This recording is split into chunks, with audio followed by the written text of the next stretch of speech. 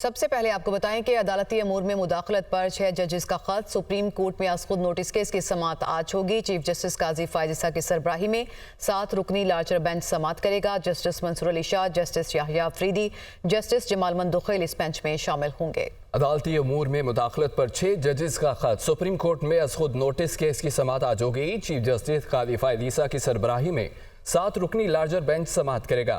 Justice منصور Ali Shah, justice یحییٰ Afridi, justice جمال Mandokhel bench میں شامل۔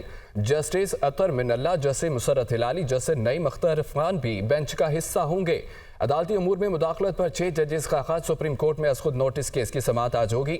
Chief justice قاضی فائز عیسیٰ کی سربراہی میں 7 رکنی لارجر بینچ سماعت کرے گا۔ اسلام آباد ہائی کورٹ کے چیف جسٹس سمیت 8 ججوں کو مشکوک خطوط موصول ہوئے ہیں۔ مقدمہ درج کر کے تحقیقات کا آغاز کر دیا گیا۔ جسٹس عامر فاروق کہتے ہیں کہ خطوط میں انتھراکس کا بتایا گیا ہے، بنیادی طور پر تھریٹ کیا گیا ہے۔ تفصیلات کے لیے دیکھیے یہ رپورٹ۔ اسلام آباد ہائی کورٹ کے چیف جسٹس سمیت 8 ججز کو مشکوک خطوط موصول۔ خطوط کو کاؤنٹر ٹیررزم ڈپارٹمنٹ کے حوالے کر دیا گیا۔ انتظامیہ کو مقدمہ درج کرنے کی ہدایت۔ ماہرین نے پاؤڈر کی حقیقت جاننے کے لیے تحقیقات شروع کر دی۔ عدالتی ذرائع نے کہا کہ سٹاف نے خط کھولا تو اس کے اندر سفوف تھا اور خط کھولنے کے بعد آنکھوں میں جلن ہو گئی۔ متاثرہ اہلکار نے فوری سینیٹائزر استعمال کیا اور منہ ہاتھ دھویا۔ ذرائع کے مطابق خط کے اندر ڈرانے دھمکانے والا نشان بھی موجود ہے۔ ریشم نامی خاتون نے بغیر اپنا ایڈریس لکھے ججز کو خط بھیجے۔ خط میں موجود متن پر لفظ انتھراکس لکھا تھا۔ مشکوک خط ایسے وقت میں سامنے آیا ہے جب اسلام آباد ہائی کورٹ کے 6 ججز نے چند روز قبل سپریم جوڈیشل کونسل کو ایک خط میں عدالتی معاملات میں دخل اندازی کا معاملہ اٹھایا تھا۔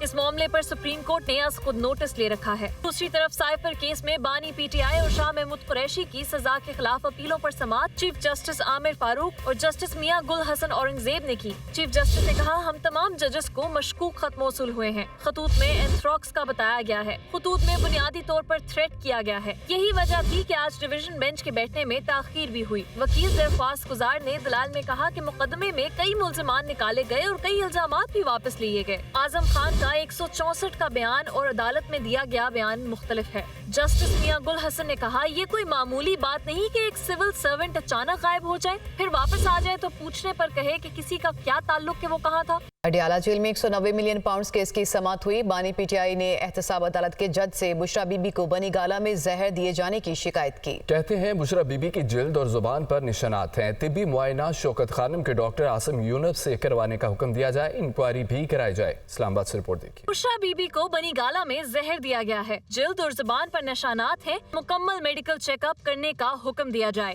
190 ملین پاؤنڈ کیس کی سماعت کے دوران بانی پی ٹی آئی کی احتساب عدالت کے جج کو شکایت۔ اڈیالہ جیل میں سماعت کے دوران بانی پی ٹی آئی نے کہا کہ ہمیں شک ہے کہ بشرا بی بی کو زہر دینے کی کوشش کی گئی ہے، مجھے پتا ہے اس کے پیچھے کون ہے۔ بشرا بی بی کا طبی معائنہ شوکت خانم کے ڈاکٹر عاصم یونس سے کروانے کا حکم دیا جائے اور زہر دیے جانے کے معاملے پر انکوائری بھی کروائی جائے، جس پر عدالت نے بانی پی ٹی آئی کو بشرا بی بی کی طبی معائنے سے متعلق تفصیلی درخواست دینے کی ہدایت کی۔ اہم خبر یہ بھی ہے اسلام آباد میں اپوزیشن جماعتوں کا اجلاس ہوا، تمام کا 13 نکات کے اوپر اتفاق کیا۔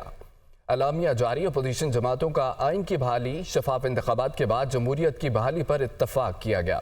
اپوزیشن جماعتوں کا عدلیہ کی آزادی، سویلین اداروں کی بالادستی پر بھی اتفاق۔ غیر آئینی بالادست سیاسی کردار کی وجہ سے عوام اور ریاست میں فاصلے پیدا ہو رہے ہیں، یہ کہا گیا اس اعلامیے میں۔ Welcome back. بریک کے بعد آپ کو بتائیں سینٹ انتخابات میں اسلام آباد کی 2 نشستوں پر حکمران نے اتحاد بازی لے گیا۔ نون لیگ اور پیپلز پارٹی کے مابین سیٹ ایڈجسٹمنٹ کے باعث ٹیکنوکریٹ اور جنرل نشستیں اتحادی امیدوار لے اڑے۔ تفصیلات کے لیے یہ رپورٹ دیکھیے۔ سینٹ انتخابات اسلام آباد کی 2 نشستوں پر حکمران اتحاد کامیاب۔ پیپلز پارٹی کے رانا محمود الحسن 224 ووٹ لے کر جنرل نشست پر منتخب۔ نون لیگ کے اسحاق ڈار 222 ووٹ لے کر ٹیکنوکریٹ نشست پر کامیاب ہو گئے۔ سینٹ انتخابات میں اسلام آباد کی 2 نشستوں کے لیے 4 امیدوار میدان میں تھے۔ ووٹنگ قومی اسمبلی ہال میں صبح 9 بجے سے شام 4 بجے تک جاری رہی۔ ٹیکنوکریٹ کی نشست پر آزاد امیدوار راجا انصر کیانی نے 81 ووٹ حاصل کیے، جبکہ 7 ووٹ مسترد۔ جنرل نشست پر آزاد امیدوار فرزند حسین کو 79 ووٹ ملے، جبکہ 7 ووٹ مسترد ہوئے۔ پولنگ ختم ہونے پر ریٹرننگ آفیسر سعید گل نے کامیاب امیدواروں کا اعلان کیا۔ وزیر اعظم شہباز شریف، قائد نون لیگ نواز شریف، بلاول بھٹو زرداری، اسپیکر قومی assembly Sardar Ayaz Sadiq, chairman P T I barrister Gohar Ali Khan, Omar Ayub سمیت 310 اراکین قومی اسمبلی نے ووٹنگ میں حصہ لیا۔